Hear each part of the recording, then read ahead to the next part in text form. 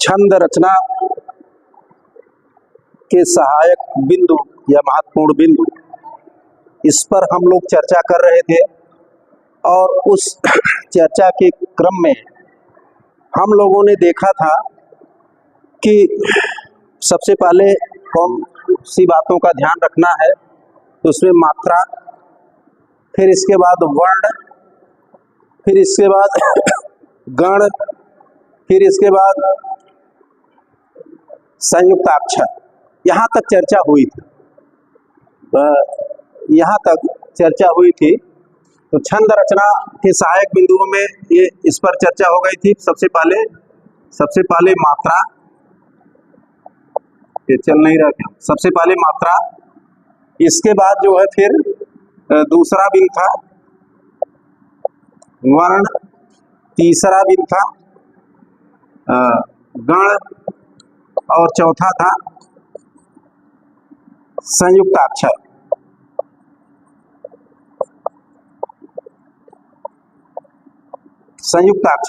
ये चार बिंदुओं पर, इन चार बिंदुओं पर चर्चा हो गई थी। फिर आगे है गुरु। अगला बिंदु है क्या? गुरु।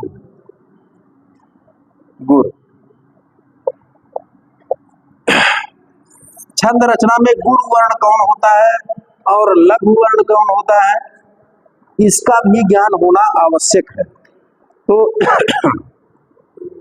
इसके लिए जो है गुरु वर्ण, कहीं भी किसी भी छंद में, किसी भी जो है श्लोक में या छंद में कौन सा वर्ण गुरु है, कौन सा लघु है, इसके लिए एक नियम पहले ही हमने जिसकी चर्चा कर दी थी मात्रा के संदर्भ में।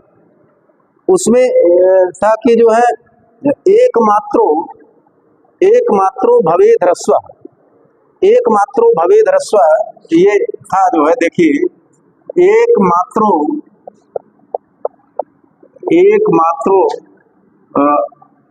भवेद ह्रस्व, एक मात्रो भवेद ह्रस्व, द्विमात्रो दीर्घम उच्यते, द्विमात्रो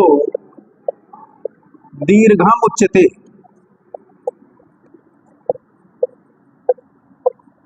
और फिर था जो है त्रिमात्रस्तु प्लुतो गेयो, त्रिमात्रस्तु प्लुतो गेयो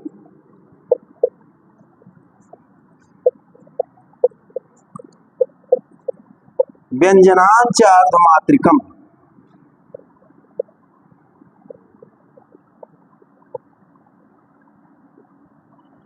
व्यंजनांच अर्धमात्रिकम,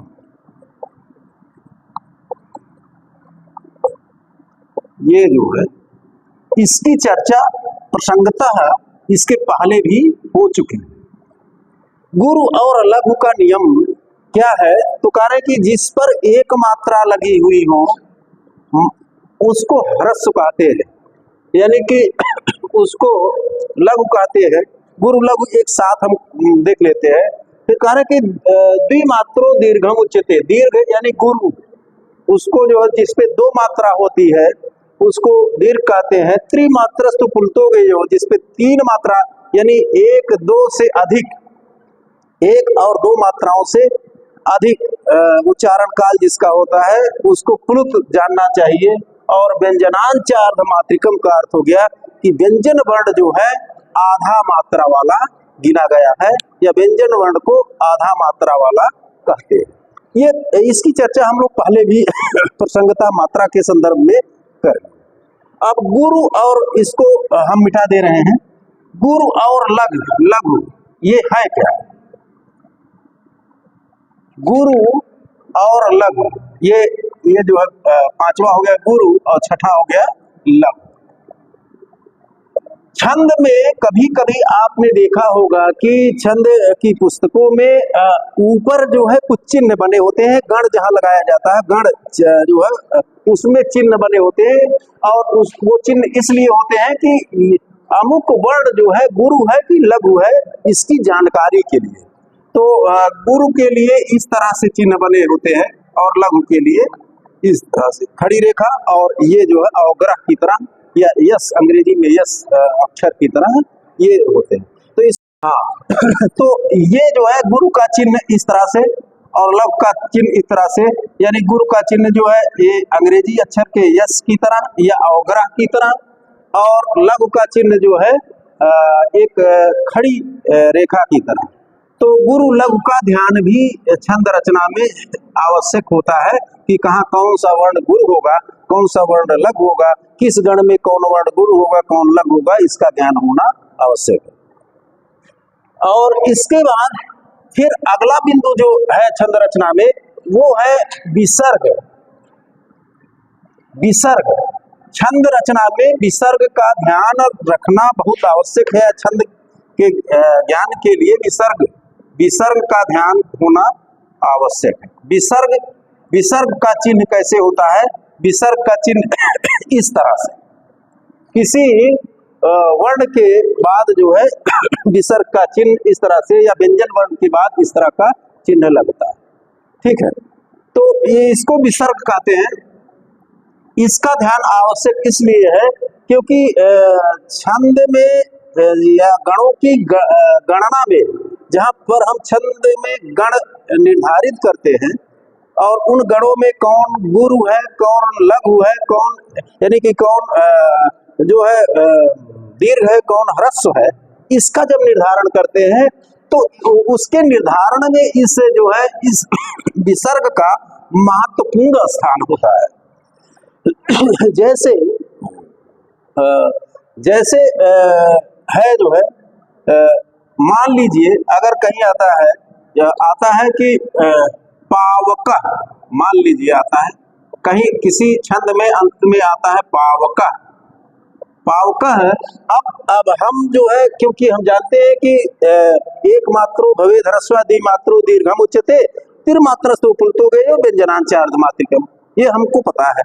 तो एक मात्रा वाला ह्रस्व होता है, दो मात्रा वाला दीर्घ होता है, और जिसपे दो से अधिक मात्रा या उच्चारण का काल लगता है उसको प्लुत कहते हैं, और व्यंजन आधा मात्रा का होता है। प्लुत का उच्चारण होता तो है, प्रयोग होता तो है, लेकिन अब लौकिक संस्कृत में वो लिखा नहीं जाता। वैदिक मंत्रों में प्लुत वर्ण जहाँ होता था वहां आगे 3 लिखा होता है, मंत्र के आगे 3 जो लिखा हुआ है, इसका मतलब उसका उच्चारण प्लुत है। तो ये जो है ये जैसे मान लीजिए पावका है, अब इसको हम क्योंकि ये 2 मात्रा वाला है, पा में एक मात्रा, पा में प हलंत, देखिए पा हलंत धन आ बराबर यही तो हुआ, पा हलंत हट गया, आ इसमें जुड़ गया, और इसके बाद जो है यहाँ पर 2 है तो इसका मतलब एक मात्रा और लगी हुई है। आखिर एक मात्रा तो लगा ही था, यहाँ 2 हो गया, इसका मतलब एक मात्रा और लगी है। अब इसको चाहे तो इस तरह से भी समझ सकते हैं, धन फिर आ कर दीजिए और इसके बाद हो गया आ मिलकर के बड़ा आ हो गया, तो क्या हो जाएगा? पा। यही तो हुआ है, यही हुआ है, ये देख तो पावका है, ये 2 मात्रा वाला है, ये 2 मात्रा वाला है, इसलिए जो है इसका चिन्ह कैसा रहेगा? हाँ, दीर्घ का चिन्ह इस तरह से। ठीक, और इसके बाद जो इसका चिन्ह क्या हो गया? ह्रस्व हो गया, और यह भी अकेले है तो यह भी क्या होगा? ह्रस्व होगा। लेकिन विसर्ग जहां लगा होता है वो अपने पूर्व वाले को दीर्घ कर देता है, अपने से पहले वर्ण को दीर्घ कर देता है।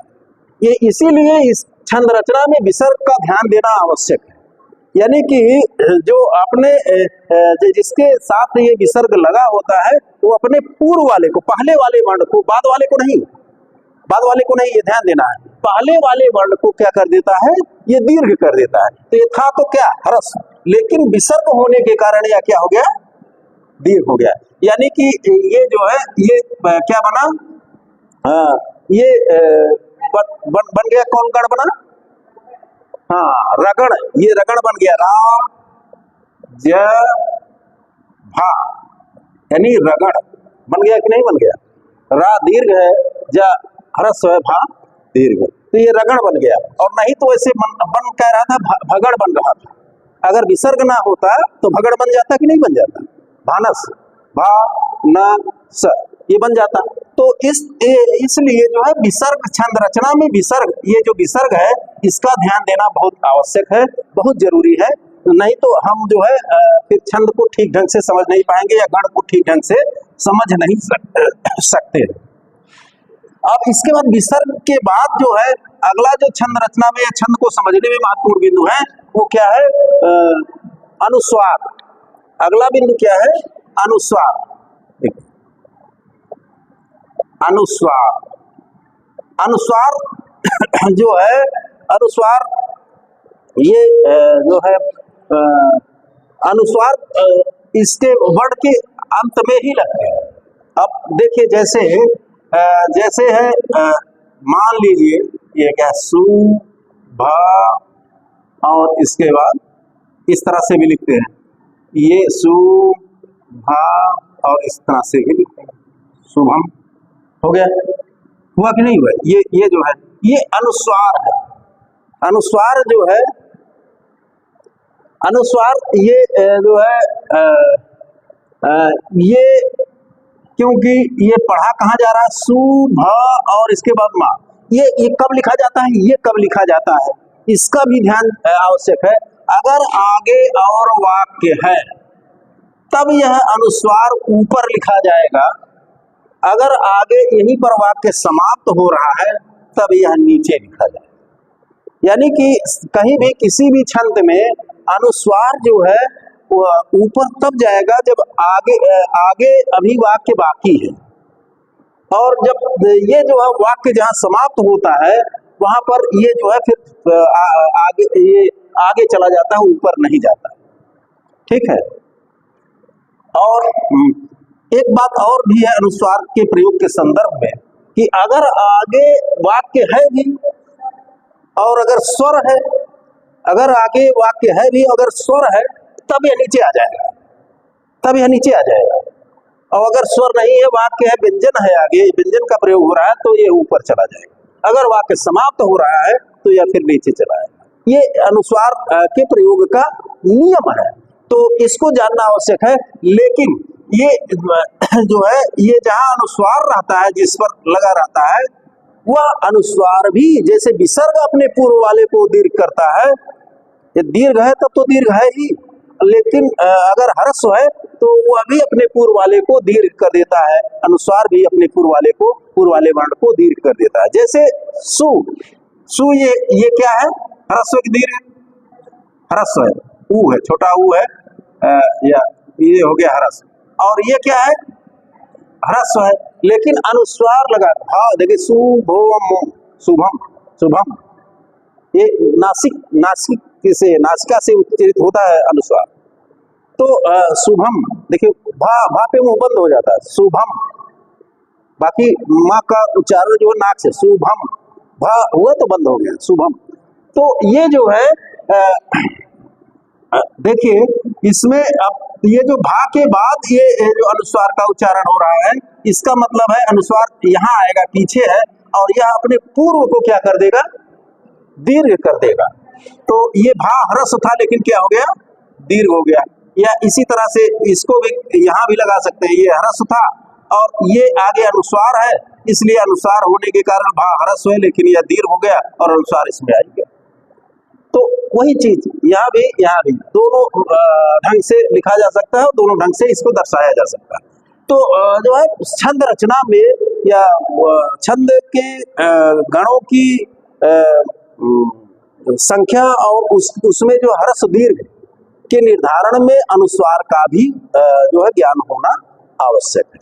फिर इसके बाद जो है अनुस्वार के बाद जो है आता है पादांत।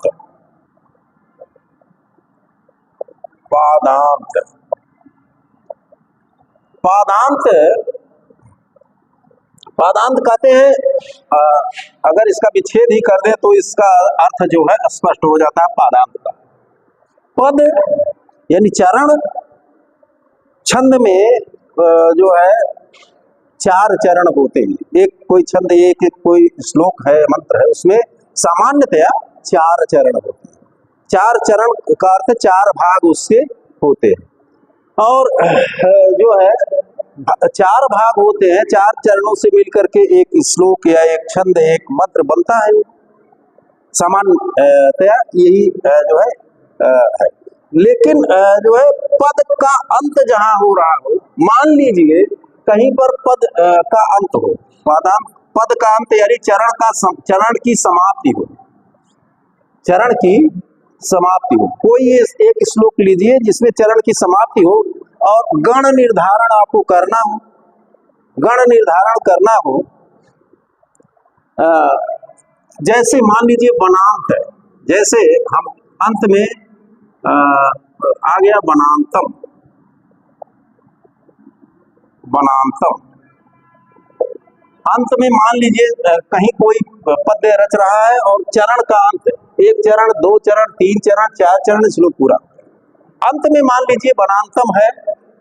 और ये जो है एक आप जब गण लगाएंगे तो ये ह्रस्व हो गया, ये क्या हो गया, ये दीर्घ हो गया। दीर्घ पहले से संयुक्त अक्षर है तब भी दीर्घ होगा।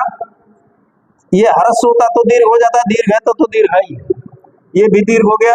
और ये क्या हो गया, ये जो है ये ह्रस्व था लेकिन इसके कारण दीर्घ हो गया। दीर्घ हो गया कि नहीं हो गया, अनुस्वार के कारण ये दीर्घ हो गया। अब अगर ये जो है मान लीजिए यगण, अंत में यगण जो है अभीष्ट नहीं था, अंत में जो है जभान अभीष्ट था, जगण अभीष्ट था। और जगण अभीष्ट हो और इसके बाद जगण अभीष्ट होने पर जो है यहाँ पर ह्रस्व होना चाहिए था, या यहाँ पर जो है जैसे यगण, ये क्या बनेगा, या माता, ये क्या बना, यगण, यही तो बना, या माता, यही तो बना, ह्रस्व दीर्घ दीर्घ, यही तो बना। यहाँ पर मान लीजिए जो है ये यहाँ पर हमको अभीष्ट होता जो है जगण, तो जो है यहाँ पर जगण अभीष्ट होता लेकिन एक ज्यादा हो रहा है,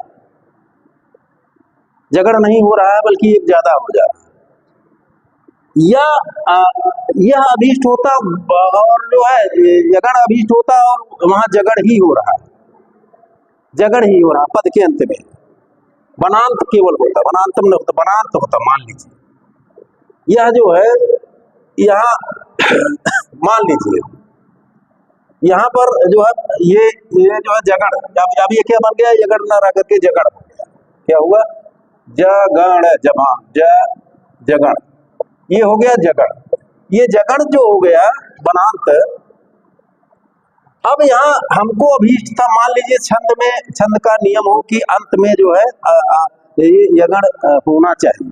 अब यहाँ यगण है नहीं और वनांत का प्रयोग, अब यहाँ हमको अभीष्ट होता जो है मान लीजिए अभीष्ट होता यगण अंत में, लेकिन यहाँ बन क्या रहा है, बन रहा है कि जगण, यहाँ पर बन रहा है जगण। और जब जगण बन रहा है तो क्योंकि आप पदांत है, पद के अंत में है, तो ह्रस्व होने पर भी, क्योंकि हमको अभीष्ट था दीर्घ, यगण होना चाहिए, ह्रस्व होने पर भी पद का अंत होने के कारण उसको दीर्घ मान लिया जाता है। पदांत नियम यही है कि पद के अंत में अगर ह्रस्व वर्ण है और छंद में वह अभीष्ट है क्या, दीर्घ या गुरु, तो उसको जो है पद के अंत में होने के कारण उसको दीर्घ मान लिया जाता है। दीर्घ भले ही ना हो लेकिन अंतिम वर्ण होने के कारण पदांत नियम यही है कि उसको दीर्घ मान लिया जाता है। ठीक है, पदांत के बाद जो है फिर अगला नियम जो आता है वो छंद की जानकारी के लिए अगला नियम है, वो है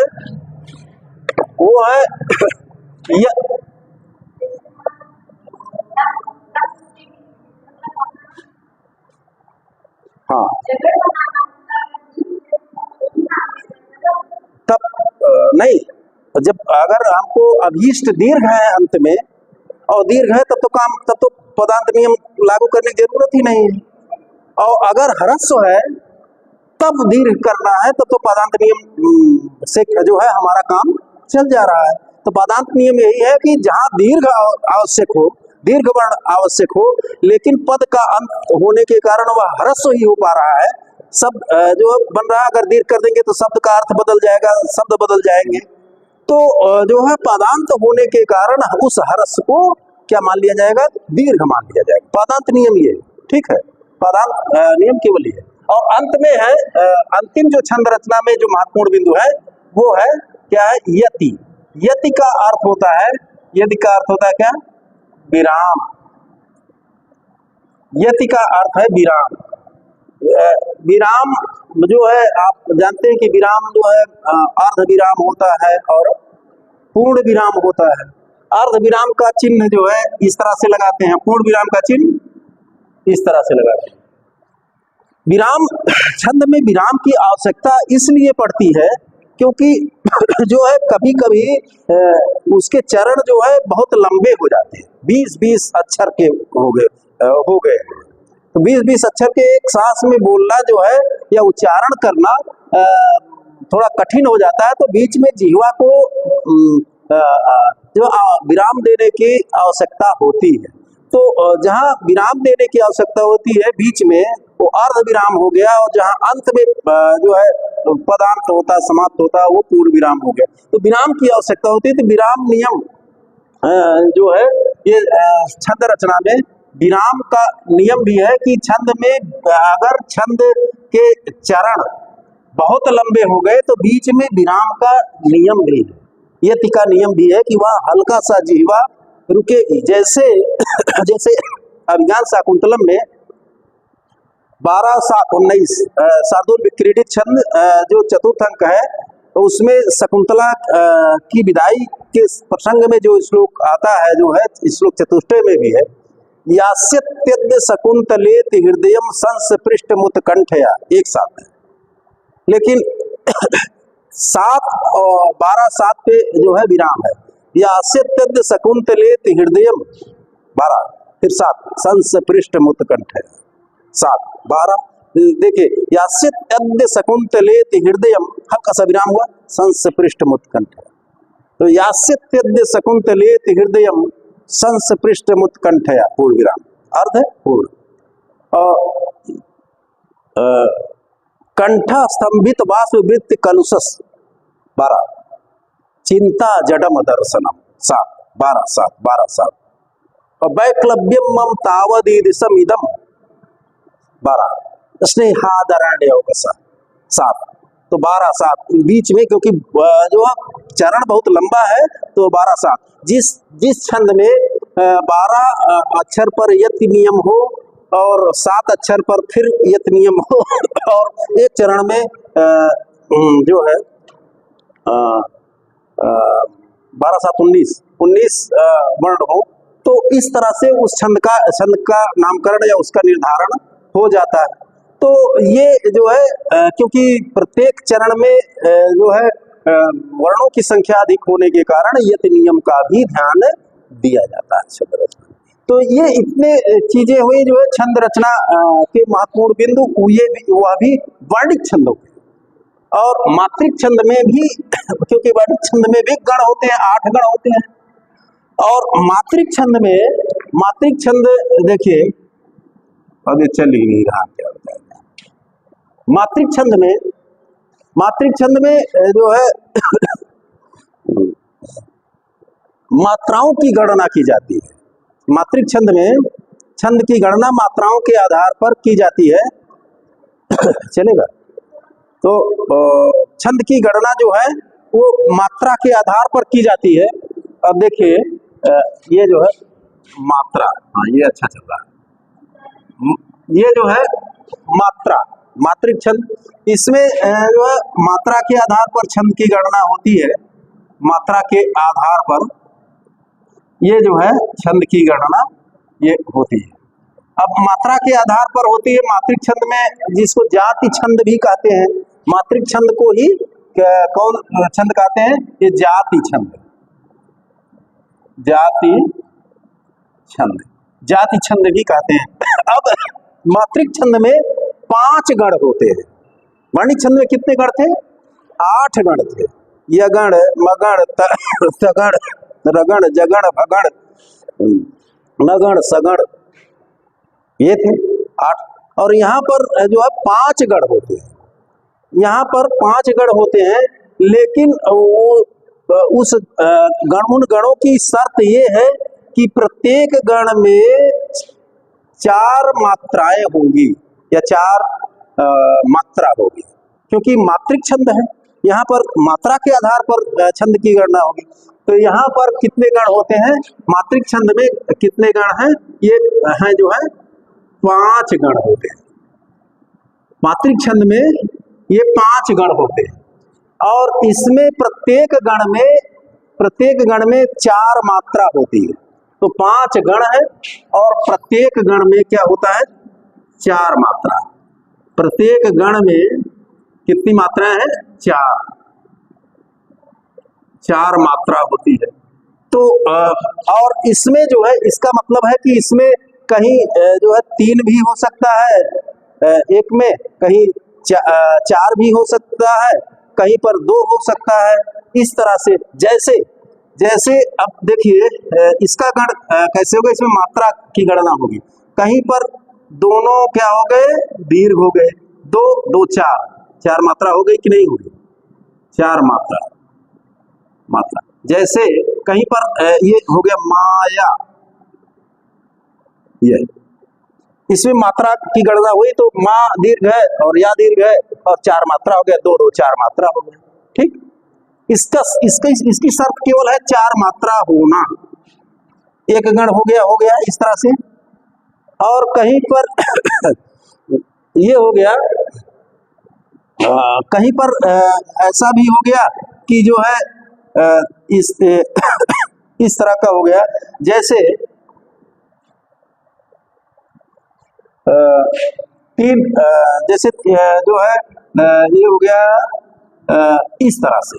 अभी बताता हूँ, कोई एक शब्द बताइएगा, जैसे ए हो गया और ये हो गया और ये हो गया, 1 2 3 1 4, इस तरह से कुल कितने मात्रा हुई है, 4 मात्रा।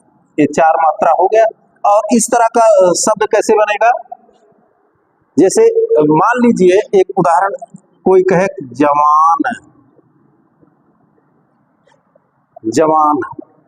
तो ये जो है ये देखिए, जा हो गया ह्रस्व और ये हो गया दीर्घ और ये हो गया ह्रस्व, 1 2 3 और 1 4 मात्रा होना आवश्यक है। तो एक तरह का गण इसका ये बनेगा, दोनों दीर्घ हो जाए।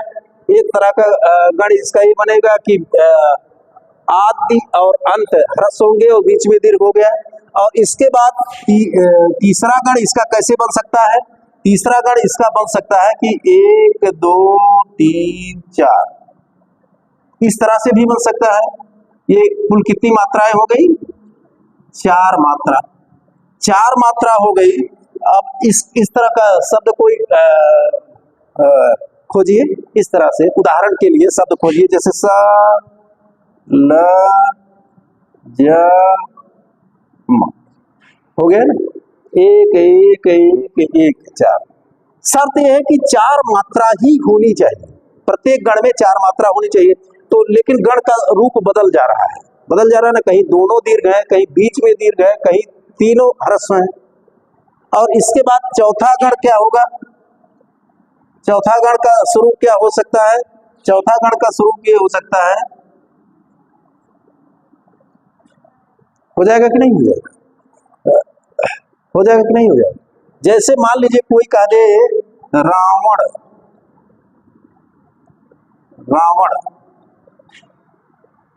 अब इसमें ये हो गया दीर्घ हो गया और ये ह्रस्व हो गया दीर्घ ह्रस्व 2 1 3 1 4, कितनी मात्राएं हो गई, 4 मात्रा। और इसके बाद इसमें 5वां गण कैसे हो सकता है, 5वां गण कैसे हो सकता है, 5वां गण इस तरह से हो सकता है। हो गया कि नहीं हो गया। ये जो 5 स्थितियां बनती है 4 मात्राओं की, ये 1 2 3 4, ये जो है 4 मात्रा का ये हो गया। यानी कि मात्रिक छंदों में 4 मात्रा के 5 गण होते हैं। ये जो है, जैसे कोई कह दे कि